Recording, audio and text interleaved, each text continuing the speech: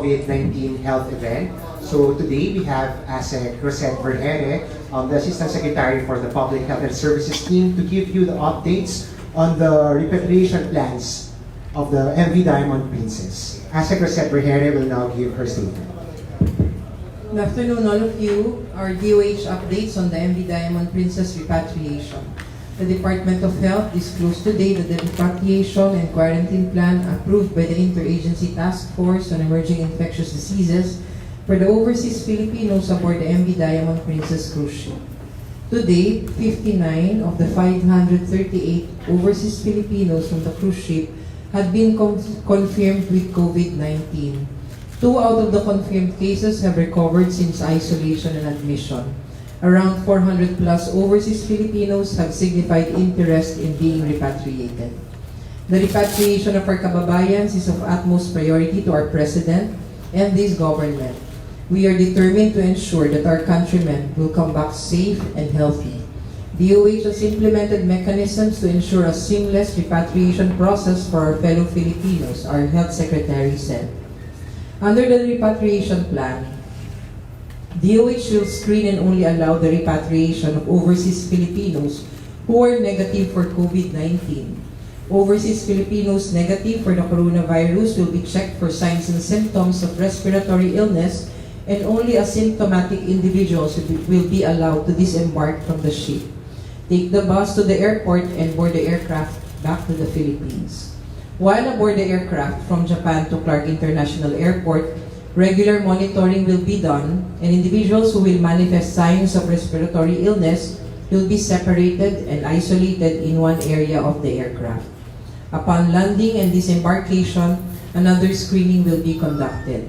Those who will manifest signs of respiratory illness during the flight will immediately be brought to an identified hospital for isolation and management, while those who are asymptomatic throughout the flight will be directly transferred to quarantine facility at New Clark City, Capacitar Lab. During the 14-day quarantine procedure, 20 medical teams from DOH hospitals will man the quarantine facility to provide appropriate health services. Patients will be checked twice a day and provided with food and basic provisions. We will ensure that infection control and quarantine protocols will be strictly followed by our kababayans and the health workers that will man the quarantine facility. DOH and its partners will be working double hard to ensure the safety and welfare of the quarantine patients as well as civilians in the vicinity, the health chief concluded. Thank you, ASEC Rosette Vergere. Now we'll be opening the forum for questions.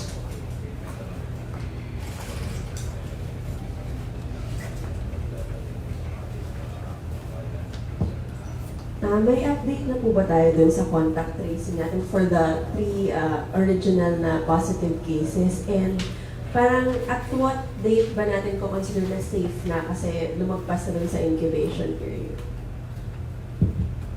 Well, actually, ma'am, for the contact tracing, we still have 67% traced for the first and second, and for the third, we still have 67%.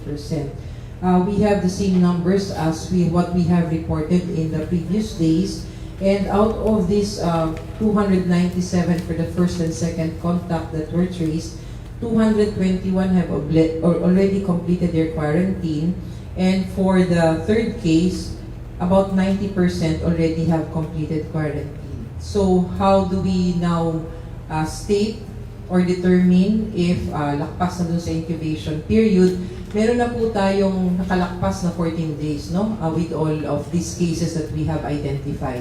But of course, government is still pursuing if we can still trace those we have, no, na details ng mga pasyente o mga tao na nakasalamuhan itong mga kaso natin. So, nandun pa rin po yung efforts. Although some of those who were exposed or nakasalamuhan ng ating mga kaso ay nakalabas na ng bansa. Yung sa 400 na makaka-uwi dito, tinatest ba sila? Paano ba yung protocol nun for COVID-19? Is that daily or pag lumabas lang na may symptoms?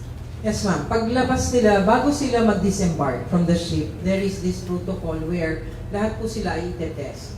Only those who test negative ang sasama at maipaparepatriate natin dito sa Pilipinas. Pagdating po dito sa atin, kung sino lang ho ang magkakaroon ng simptomas during the 14-day quarantine, yun po yung i-repeat test natin pagdala sa kanila sa referral facility natin. Bago sila lahat lumabas ulit, ite-test po sila. We have to make sure that all of them are negative before we release them after the 14-day quarantine period. CNN, congratulations. Hi ma'am, good afternoon. Tristan from CNN Philippines.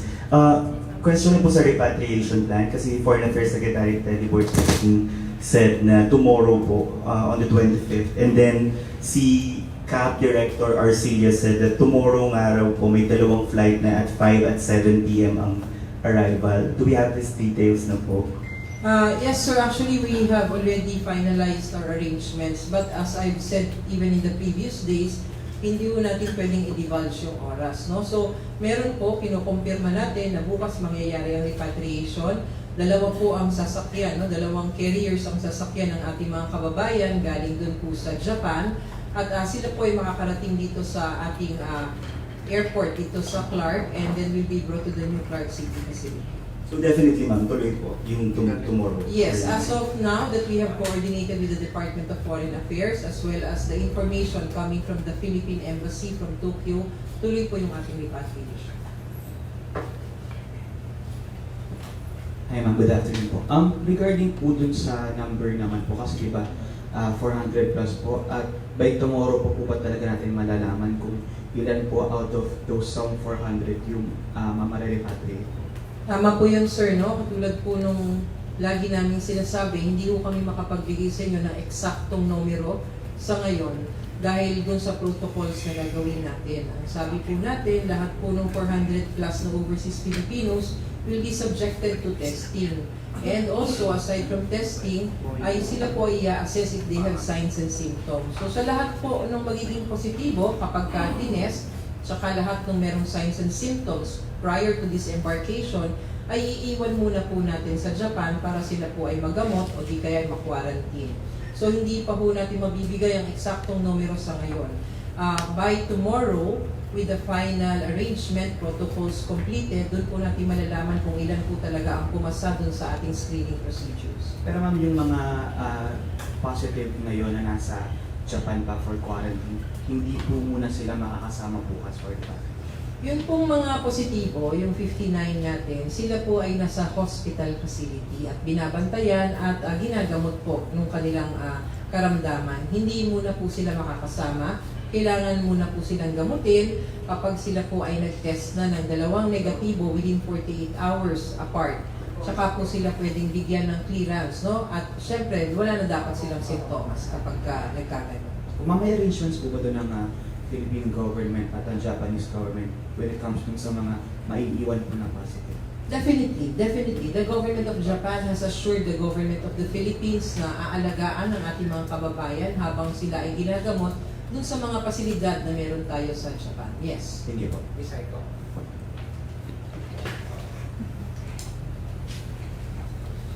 Update lang po on the contact tracing sa third case. Last time, we had a report that 34% pa lang po yung nahahanap. As of the current count po, ilan na lang po yung dapat na matrace po ng Department of Health with PNPC and DG. And yung dalawa po na na-discharge sa Japan, are they going, will they be included sa mga marirepatriate na po? Yes, ma'am. Dun sa contact tracing for the third case, we already have traced 67% of them, no? Dun sa mga contacts identified. 172 out of the 255 who were identified as contacts of this third case were already traced. At doon, 90% po ay nakakumpleto na ng kanilang quarantine procedures. And about 10% po ay na-classify as patients under investigation at kasama na dun sa buong datos natin ng mga TUIs. The second question would be, I'm sorry again. Yung dalawa po na-discharge? Yes, ma'am. The two discharged persons who were admitted because they had COVID or they were positive for COVID-19, sila po ngayon ay nakikipag-coordinate tayo through our Department of Foreign Affairs with our Philippine Embassy para sila ay makauwi na. Pero hindi po natin sila isasama dito po sa ating carriers for the repatriates. No? So, they would be going home on a separate carrier at aside po sila dun sa gagawin nating repatriation po. And ma'am, yung 14-day na nakakomplete yung quarantine period sa NCC, yung monitoring po sa kanila, will there be a strict monitoring pa rin po sa kanila? And paano po yung coordination sa mga LGUs to watch out for them? Yes, ma'am. 1 month monitoring pa rin. So lahat po nung umuwi from Wuhan, repatriates natin galing sa New Clark City noong Sabado, ay binigyan ng advice. No? Binigyan po sila ng mga instructions on what they do when they get home. Tayo po ay magmamonitor pa rin sa kanila through our regional offices, coordinating with their respective local government units. Para po sila ay ma-follow up pa kung sakasakaling dumating yung panahon within that 1 month na makakaranas sila ng mga simptomas, sila po ay agad-agad na pupuntahan ng ating personnel. And also, we have given them our hotline number so that whenever they would feel that they have these symptoms, they can easily call DOH. Sorry, last one po. Yung sa contact tracing po dun sa natitira sa third case, ano po yung nagiging challenge natin? Aside from the erroneous information, since you have coordinated with Commission on Elections already? Yes, ma'am.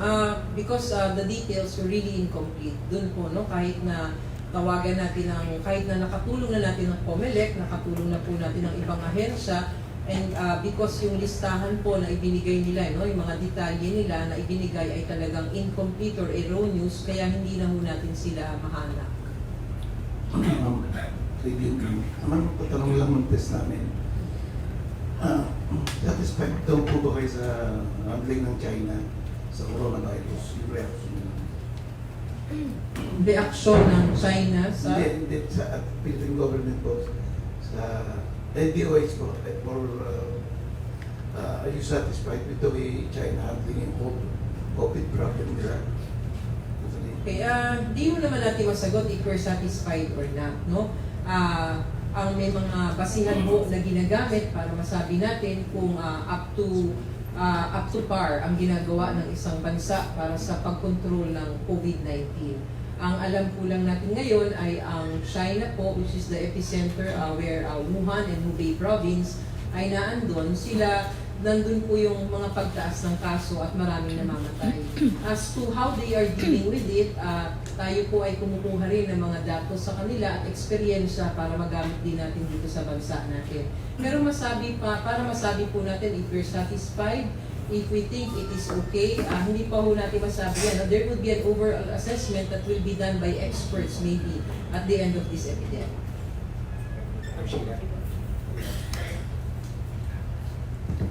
Kung may data kayo, ilang Pilipinos abroad yung infected? Yung latest yata, yung sa Singapore? Yes, ma'am. We have 4 countries now where Filipinos have COVID positive cases. So in Japan, katulad po nung sinasabi natin, no, in our cruise ship, we have 59 Filipinos who tested positive for COVID-19. Sa United Arab Emirates, we have 2 cases. For Hong Kong, we have 1 case. And for Singapore, which was the most recent one, we have 1 case.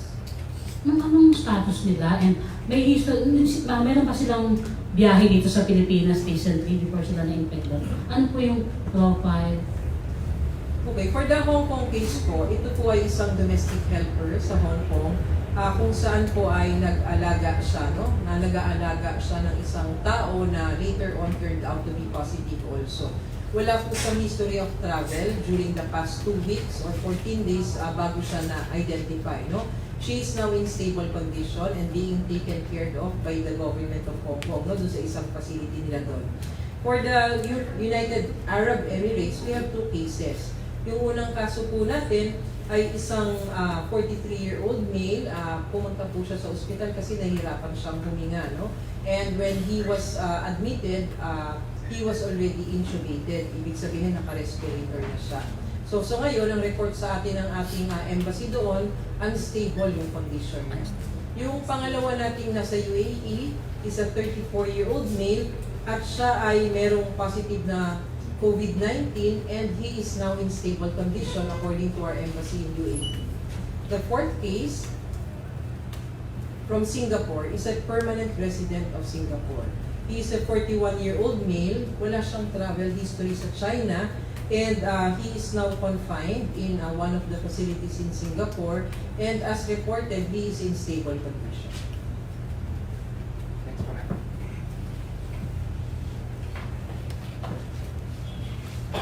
Ma'am, yung sa South Korea po, are we considering imposing a travel ban as well? Yan po ay pag-uusapan ng Interagency Task Force natin. No? So, ang ating sistema po ay ang Interagency Task Force po ang nagdidesisyon, nagdidiskusyon at nag-aaral no? Kung kailangan tayo magkaroon ng restriction sa iba pang bansa bukod sa meron tayo ngayon. So, it has been agreed upon by the Interagency Task Force during the initial meetings na kailangan may regular assessment tayo ng mga countries for restriction or countries for lifting of bans. So, meron po tayong ginagamit na mga criteria para maisagawa natin ang ganitong proseso. So, definitely po, with the recent updates no, sa mga sitwasyon sa iba't ibang bahagi ng mundo, tayo po ay pag-uusapan po natin ulit sa Interagency Task Force yung issue ng South Korea. Ano yung mga crew members sa Diamond Princess? Mga around ilan po yung matitira? Kasi sinabi po kanina sa briefing na some may be required yung mga kailangan, mga essential po sa operations. May sinasabi sa atin ng MV Diamond Princess and also coming from through our Department of Foreign Affairs na may mga maiiwan na mga essential personnel. Pero sa tingin ko mga less than 20 lang. Okay. Next. Doon po sa may mga kababayan po tayo na nag-report din po na nakakaranas po ng discrimination dahil po cleared na daw po sila and nakatapos na po ng self-quarantine. Although sasabi po na iba baka daw po asymptomatic lang ganyan. Ano po yung mensahe natin?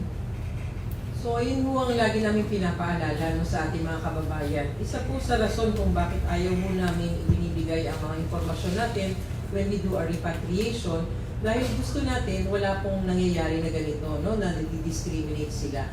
Lagi po natin tatandaan, kapag ang isang tao nag-test negative na po for COVID-19, kapag nakatapos na po siya ng quarantine period niya, wala na po siyang signs and symptoms, hindi na po siya infective at wala na po tayong dapat ikabahala kung makakasalamuhan natin itong tao ito. So once they are certified, and they are being certified pag nakakatapos po sila ng quarantine nila, sila po ay hindi na nakakapangkawa sa ibang tao. Clarify ko lang po muna, yung pong mga dalawa na positive cases from cruise ship, pag uwi po nila dito, will they still be undergoing another 14-day quarantine? They would just be monitored. They would be considered as persons under monitoring. So itong persons under monitoring natin, ina-advise natin sila to do self or monitored self-quarantine. Kung saan, pwede naman sila sa bahay na lang.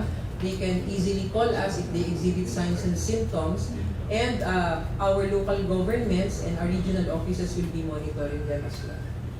Tapos yung sa travel ban, yung sa South Korea, you answered na po. Will the same answer apply dun sa Singapore?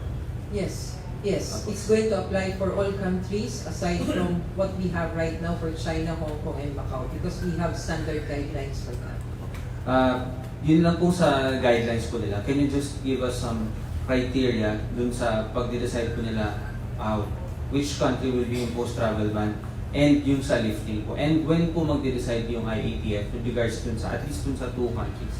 Yes, nung una kaming nag-desisyon no, yung para sa lifting yung sa Taiwan, ginamit natin no, itong mga metrics na ito katulad ng volume of travelers no, coming to Manila, coming from that country. Pangalawa, of course, yung burden ng infection sa kanila. Pangatlo, yung risk of exposures. No? Kailangan natin ma-consider din yun. Pang-apat, ginamit din natin yung stringent protocols ng isang bansa. So halimbawa, sa Taiwan, kaya natin siya na-lift because the government has assured us of this very stringent or very strict protocols for infection control. Pinakita nila sa amin kung paano yung mga pumapasok sa kanilang bansa at lumalabas, kung paano sila nasi-screen at kung paano na maintain yung infection control dun sa kanilang environment. That's one of the reasons why we have decided, or the IATF ay nagdesisyon para i-lift yung ban sa Taiwan. yung when na lang po magde-decide yung IATF? May meeting ang IATF on Wednesday. Ngayong hapon po, meron pong Interagency Task Force Technical Working Group kung saan pag-uusap-usapan na ang mga technical matters.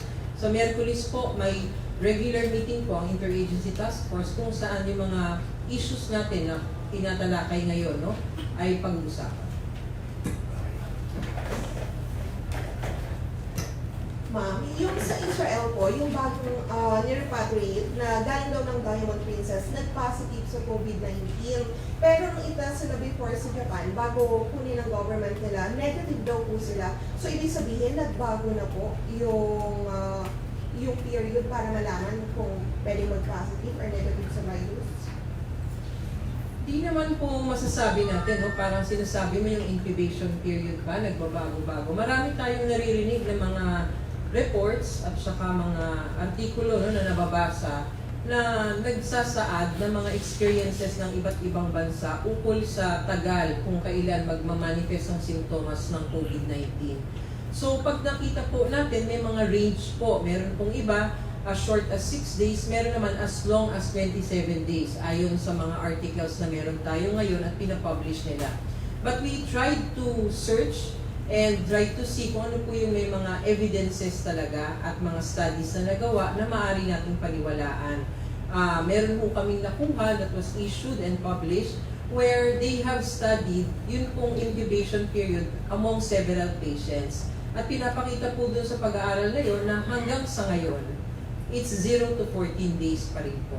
And also, World Health Organization and even the Center for Disease Control of the United States still has not revised their working incubation period na 0 to 14 days. So, ngayon, ito pa rin mo ang ipinatutupad natin dito. But of course, in that eventuality na biglang lalabas yung ebidensya na talagang nag-extend na ang incubation period to more than 14 days, we are prepared for that. Okay, last 2 questions, planting and then...